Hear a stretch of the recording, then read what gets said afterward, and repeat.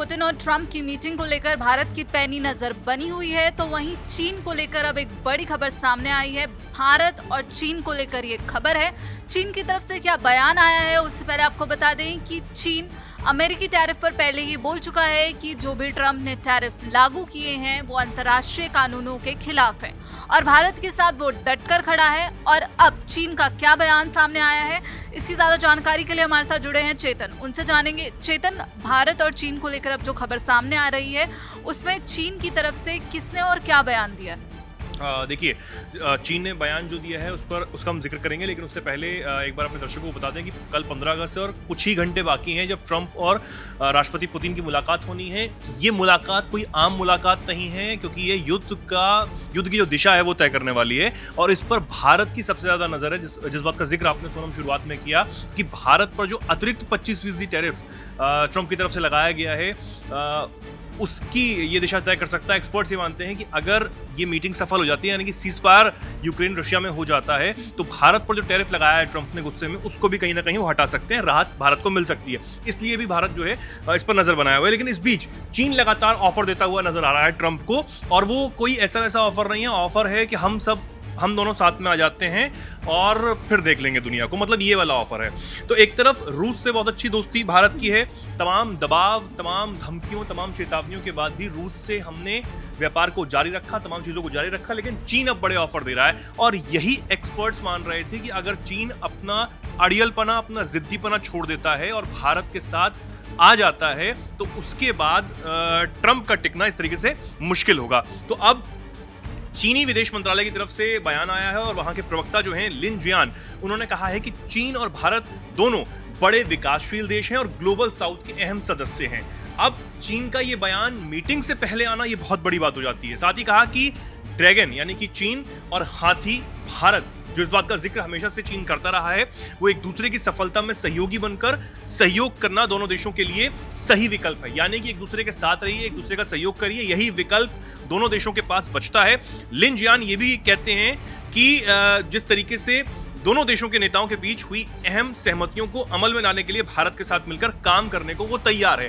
यानी कि चीन हर तरीके से भारत के साथ काम करने को तैयार है। अब ये बयान अपने आप में बहुत ज्यादा बड़ा और बहुत ज्यादा अहम हो जाता है, क्योंकि जब ट्रंप की धमकियां चीन को मिल रही हैं, ब्राजील को मिल रही हैं, भारत को लगातार मिल रही हैं, रूस पे तो दबाव वो बना ही रहे हैं, और ट्रंप जब ये कहते हैं कि अगर इस मीटिंग में जो पुतिन के साथ होने वाली है उस मीटिंग में अगर समाधान नहीं निकलता है तो फिर पुतिन जो हैं वो आगे की जिम्मेदारी के लिए तैयार रहे कि आगे जो होने वाला है उसके जिम्मेदार वो होंगे, ये कह देते हैं। पीएम मोदी के चीन दौरे से पहले भी ये बयान आया है, उस पर क्या?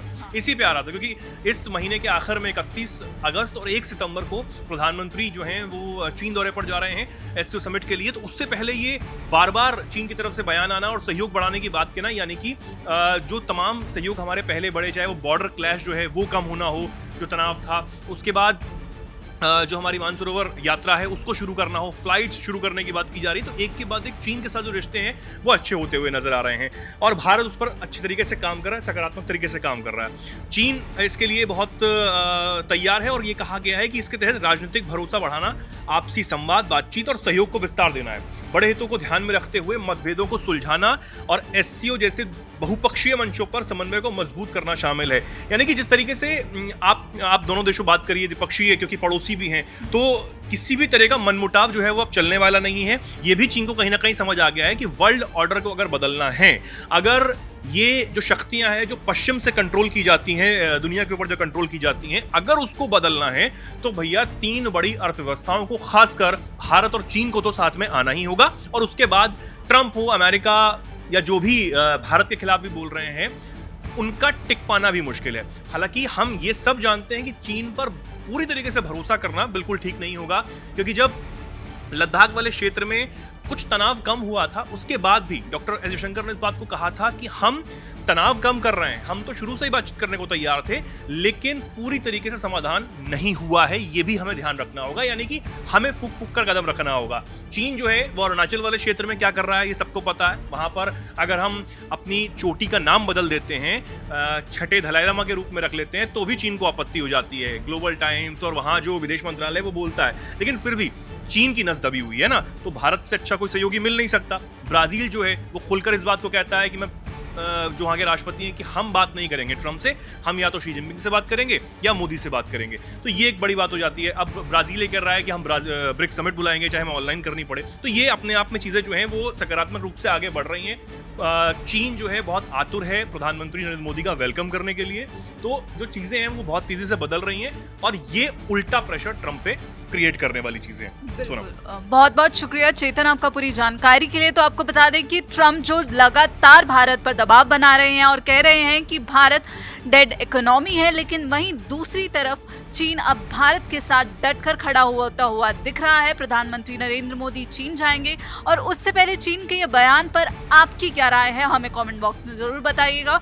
और ऐसे ही देश और विदेश की खबरों के लिए जुड़े रहिए दैनिक जागरण के साथ। नमस्कार।